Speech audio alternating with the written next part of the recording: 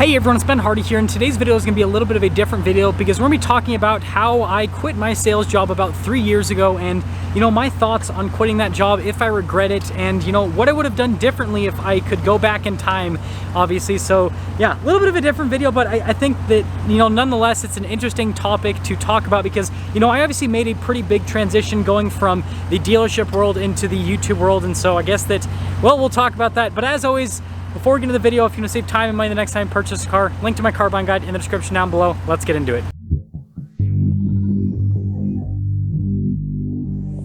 And for those of you wondering, because a lot of people that watch this channel don't happen to watch the main channel, yes, this is my vehicle. I do happen to own a bright pink Jeep Wrangler Rubicon 392. This is like the biggest flex on the planet because it has a big 6.4 liter Hemi V8, but it's bright pink, and so like everyone that gets vehicles like this, they want it to be in like a masculine color like black or gray or army green, and obviously I get bright pink because I like trolling the world. But if you guys don't know, I worked at the Dodge Ram in Sandy from 2017 until just before the end of 2019, and it was honestly an awesome experience. But the thing that's weird about the whole experience now is that the dealership's empty. Like, okay, I guess let's leave my Jeep running there, hopefully no one steals it, but seriously, like, there is nobody here. I'll explain it in just a second, but there literally is nobody up front. Like, you can see there's nobody in the building.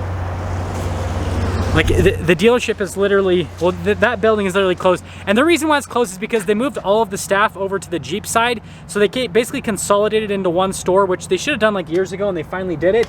And so the building that I actually worked in is, I guess, just for storage. I don't know what it's used for at this point, but it feels weird. Like, it literally feels like I'm going to like a ghost town when I come and visit the deal, like this side, because there's nobody there anymore. It's very strange. So I think the best thing for us to do is to set the stage for the whole quitting that happened about 3 years ago, and I can tell you exactly where it happened. We'll drive right over there. Well, we won't be able to actually like physically see it because it's inside of the building, but there's those windows right there, and those windows happen to be a little meeting area, and that's where it happened. We had a Saturday meeting, which we had every single Saturday at the dealership, and I basically got up, talked in the meeting, and then like that was it. Like I made like a little speech thing, and then I left. And if you guys are wondering, I literally cried probably more than I've ever cried in my life because it was a very hard decision for me to make. I really did love the job. There was a lot that like pushed me out of doing the job, and we'll kind of talk about that in this video. But I guess the weirdest thing for this whole situation is I obviously still film for the dealership because like I really appreciated them for obviously employing me for 3 years and then obviously providing me with all the vehicles to film. But it's still like, the best way to describe it is it's still like strange to go back to the place that I used to work at. Like every single time I come in here to film, like I always have like memories of like when I was a salesperson working here, and I've been filming here for 3 years now. So like you think that the memories would fade, but it's not really what happens. And so I guess down memory lane every single time I come over here, which is honestly quite often because they have a lot of cool vehicles for me to film. Now the best way for me to explain my like current thought process on having quit the dealership and if I regret it or not, I quickly have to talk about like what even started me in the dealership world. So I went to a university here in Utah, I won't name which one, back in 2016, and I dropped out after just a semester. The reason I dropped out is because first off, I kind of discovered that none of the degrees actually made sense for what I was looking to do in life. And then on top of that, it was way too political. Like I thought that wouldn't happen because Utah seems to be like a pretty neutral place in general. Like it seems like, politics stay out of the educational system here, but that's not what happened. Like there were so many professors that I had that were super political the whole time, and it was like, I'm here to learn. I'm not here to learn about your political standing and thoughts and all that and ideologies and all that kind of crap. So regardless, I dropped out because I was like, this just doesn't make any sort of sense. And after dropping out, I'm like, okay, well, I can't just sit here and live in my mom's basement and do nothing. So then I started looking at jobs, and I found that the best possible job I could get as a college dropout was something in sales. And I was like, okay, well, I like cars, so I want to do car sales. And so I started basically just, looking at the different dealerships. And long story short, I ended up landing with the Dodge Ram dealership in Sandy for the job. And that's the only dealership that I ever actually worked at in sales. My recommendation is if you ever are going to work at a dealership, stay. Like pick one dealership and stay. The people that go from dealership to dealership just never get anywhere. I shouldn't say they never get anywhere, but like you can definitely go a lot farther in your career if you pick a good dealership and stay with them. This Jeep is super loud. This video is probably gonna be horrible with the audio because of how much sound deadening there isn't. I guess this will also be a side review on like whether or not you should daily drive a Wrangler and drive one on the highway and everything.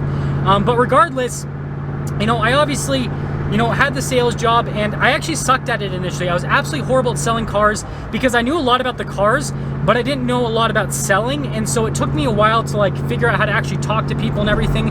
But once I got that all nailed down, honestly, it went really well. And I ended up getting Salesman of the Month a bunch of times working at the dealership. I ended up selling over 200 cars in 1 year, which gave me like a big bonus. And I made more money than I'd ever made in my entire life. I've talked about this in other videos, but you know, I got to the point where I was making over 6 figures, and I was making over 6 figures as like a 19, 20-year-old kid. So like that was, again, living in my mom's basement. So like that was a ton of money for me.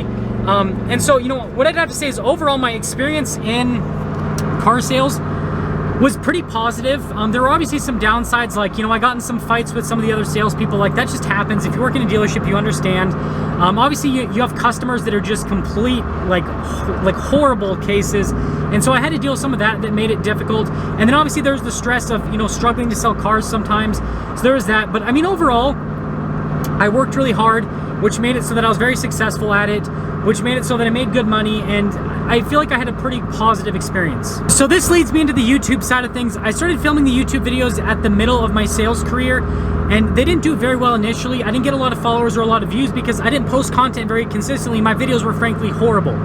Obviously, over time, I improved the videos, and I started posting more often, especially in 2019, I posted all the time. That made my channel blow up, and so in 2019, I think it was in like August or September, I started making more off the YouTube videos than I was making off of selling cars. And so I was like, huh. And then I got offered in the middle of that year a management position, and that was another big like thing that I guess pushed me out of sales. Is I really enjoyed the management position, but it was so much stress, and I realized that I'm not a very good manager. Like, that's just me being honest. And so I kind of was like, okay, well, I was a really good salesperson, I'm kind of a crappy manager, and I happen to be a pretty good YouTuber because these videos are getting so many views that I'm making all this money, and it's more money than I was making even from the management position. And so at the end of the year, I was like, you know what, 2020 is the new year, and I'm just gonna go full in on YouTube, and if it works out, it works out. If it doesn't, it doesn't, and that's what I did. And I guess another thing that kind of pushed me, other than the income and, you know, the fact that I enjoyed making videos more than I enjoyed doing the management position or selling cars, is the fact that to actually get to a high up position at a dealership, you have to spend most likely decades, right? It takes a long time, and there's a lot of dealership politics. It's just how the business works. I don't view it negatively, it's just how the business works. I didn't want to deal with it though. I was like, you know what? I can go do this thing where I'm, you know, my own boss in a sense. I'm not really my own boss at the end of the day because like YouTube is my boss, the dealerships that I film for are kind of my boss, and you guys that watch the videos are also kind of my boss. So like I have to listen to everyone and make sure I stay in line with what, you know, kind of stay in line with what people want. Obviously, you know, I ultimately do what I want, but it's, you guys get what I'm saying. So anyways, I was like, you know what? I'd rather do that than, you know, climb the dealership ladder and, you know, maybe eventually get a position that I'd like, because ultimately for me personally, and this is gonna make me sound like I have the biggest ego ever and whatever, I feel like I would be happiest if I could run a dealership, but I also realized that that would have taken literally probably decades to get to that point, and I just wasn't willing to do that. And if you guys are wondering why, it's just like, that's just my personality. I like massive amounts of stress, I like really difficult challenges, and running a dealership includes both of those. But, you know, hopefully that kind of explains that side of things. So to answer the question of the video, if I regret quitting my sales job or not, the answer is honestly, sometimes I do. And it comes down to a number of reasons. So first off, with the sales position, I basically had a set career path where I knew that if I did this for this amount of time, that I'd eventually get to this position, and then this position, and it, you know, it was basically like laid out in front of me. Whereas with YouTube, I have to figure this all out myself. And so like, not having a laid out path, it's kind of exciting because I get to choose everything, but it's also kind of like, I have to choose everything.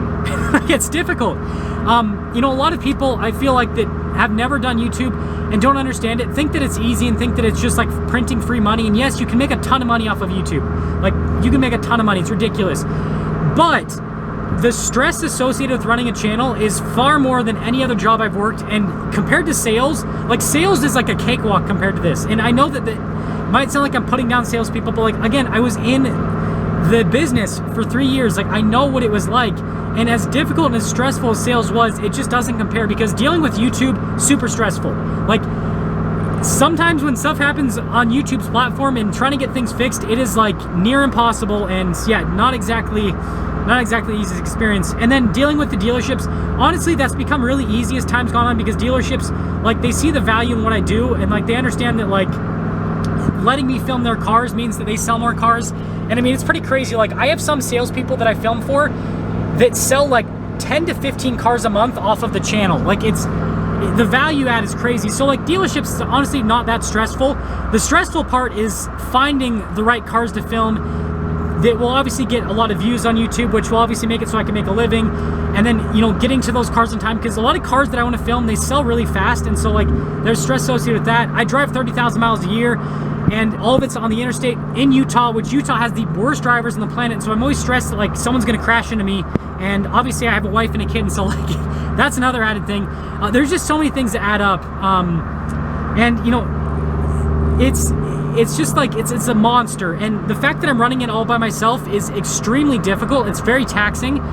And so that's why sometimes I'm like, man, I wish that I could go back to the good old days where all I had to worry about was showing a few people cars every single day.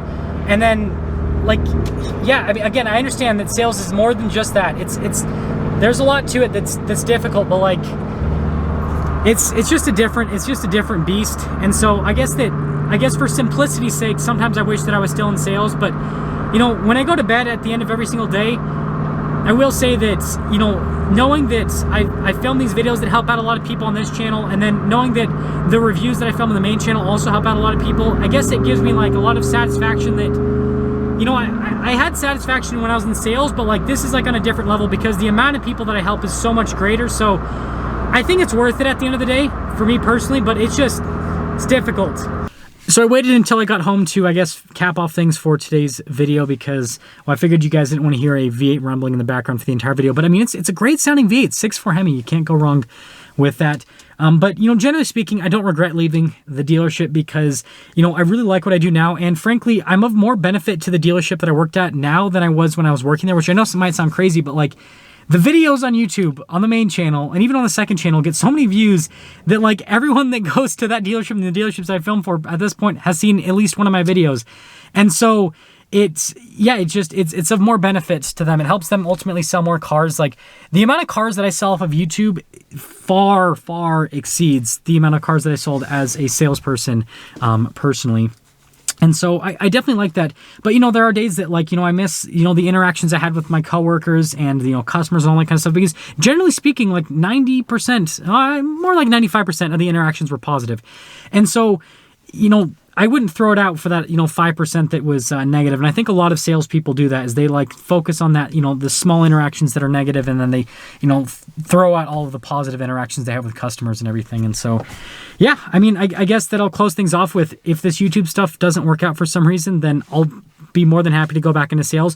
I'm not exactly sure if I'd go back to like the Dodge Ram brand per se, because like, I like trying out new things. And so like, if I ever had to go back to sales, I might do another brand, not because like I love that brand, and I love that dealership, but just because I'd want to try out something just different, like I don't know, like maybe try luxury, or so, I don't know, just something different so that I could experience something, which again, at the beginning of the video, I said, don't hop dealerships, and I stick by that.